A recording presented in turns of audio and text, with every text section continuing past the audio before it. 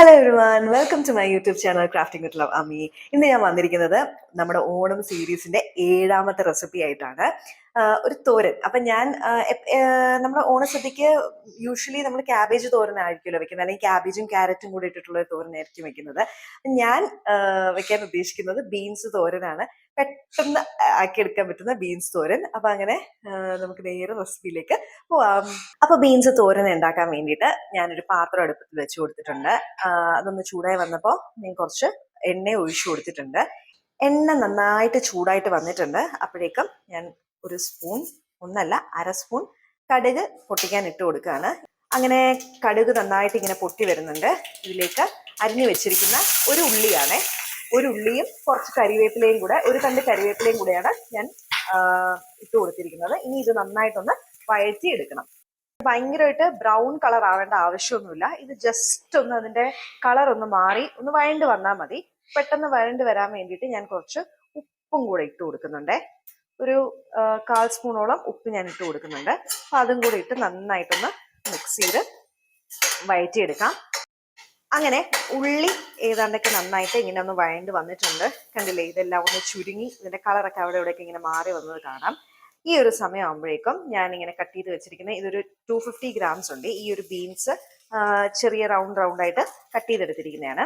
അപ്പൊ അങ്ങനെ അതും കൂടെ ആഡ് ചെയ്തിട്ട് നന്നായിട്ടൊന്ന് വഴറ്റി കൊടുക്കാം.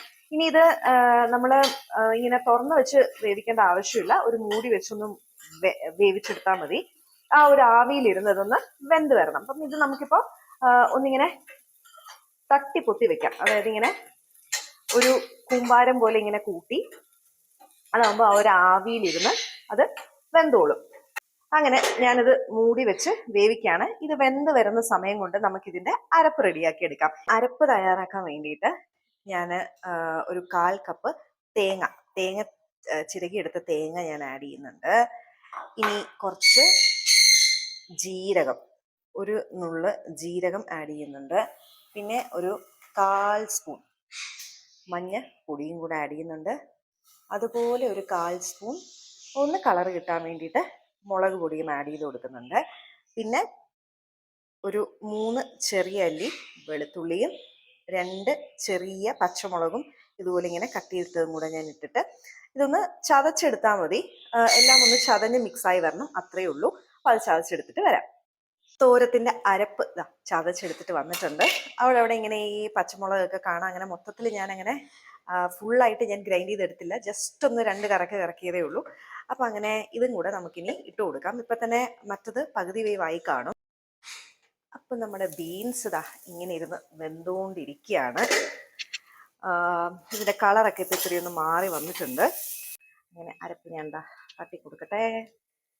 ഓക്കെ, ബാക്കി കുറച്ചുകൂടെ ഉണ്ട്, ഞാനതൊന്ന് തട്ടി കൊടുത്തിട്ട് ബാക്കി വീഡിയോ കാണിക്കാം. അപ്പോൾ നമ്മുടെ തോരത്തിന്റെ എല്ലാ അരപ്പും ഞാൻ ഫുൾ തട്ടി കൊടുത്തിട്ടുണ്ട്. ഇനി ഇത് നന്നായിട്ടൊന്ന് മിക്സ് ചെയ്ത് എടുക്കുക. ഓക്കെ, അപ്പം ഞാനിതിങ്ങനെ കുന്നുപോലെ ഇങ്ങനെ ആക്കി വെച്ചിട്ടുണ്ട്. കുറച്ച് വെള്ളം ഞാൻ ഇതൊരു ഓൾറെഡി ഒരു കുഞ്ഞി കപ്പാണ്. ഇതിൽ ഞാൻ കുറച്ച് ഒരു 1/4 കപ്പ് വെള്ളം ഞാൻ എടുത്തിട്ടുള്ളൂ. അപ്പോൾ അതും കൂടെ ഇങ്ങനെ ഒന്ന് ഒഴിച്ചു കൊടുത്തിട്ട് മൂടി. കുറെ സാധനങ്ങൾ ഇരിക്കുന്നുണ്ട്, അങ്ങോട്ടും ഇങ്ങോട്ടും കുറച്ച് ബഹളമൊക്കെ ഉണ്ട്. അപ്പൊ ഇത് മൂടി വെച്ചിട്ട് ഒരു 3-4 മിനിറ്റ് ഒന്ന് ലോ ഫ്ലെയിമിൽ ഇരുന്നിട്ട് ഒന്ന് വെന്ത് വന്നാൽ മതി. നമ്മുടെ തോരൻ റെഡി ആയിട്ട് കിട്ടും. അപ്പോൾ നമ്മൾ വേവിക്കാൻ വെച്ചിരുന്നേ നമ്മുടെ തോരൻ ഓൾമോസ്റ്റ് റെഡി ആയിട്ടുണ്ട്. ആ വെള്ളമൊക്കെ ഞാൻ ഒഴിച്ച വെള്ളമൊക്കെ വറ്റി വന്നിട്ടുണ്ട്. ഞാനൊരു 3 മിനിറ്റ് അങ്ങനെ വെച്ചതേ ഉള്ളൂ. പിന്നെ അതിനുശേഷം ഈ ഒരു ഇങ്ങനെ എന്താ പറയാ, നമ്മുടെ വെള്ളം വേവുന്ന ഒരു ശബ്ദം ഉണ്ടല്ലോ, ആ ശബ്ദം കേൾക്കാറായപ്പോഴാണ് ഞാനിത് തുറന്നു നോക്കിയത്. അപ്പം നമ്മുടെ തോരൻ ഏതാണ്ടൊക്കെ റെഡിയായി വന്നിട്ടുണ്ട്. ഞാൻ നേരത്തെ വേവാൻ വേണ്ടി ഒഴിച്ചു കൊടുത്ത വെള്ളം അതെല്ലാം വറ്റി ഫുൾ എല്ലാം നല്ല കുക്കായിട്ട് വന്നിട്ടുണ്ട്.